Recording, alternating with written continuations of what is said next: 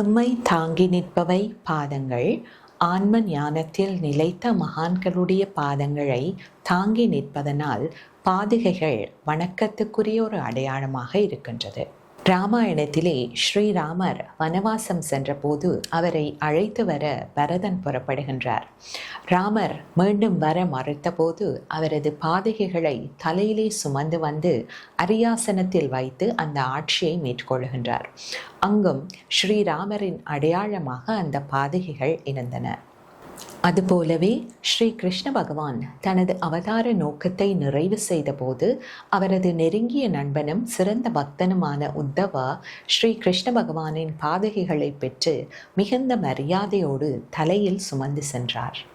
பாதுகைகளை வணங்குவது எம்முள் பணிவை ஏற்படுத்துவதுடன் எமது நன்றியுணர்வின் அடையாளமாகவும் இருக்கும். நன்றி.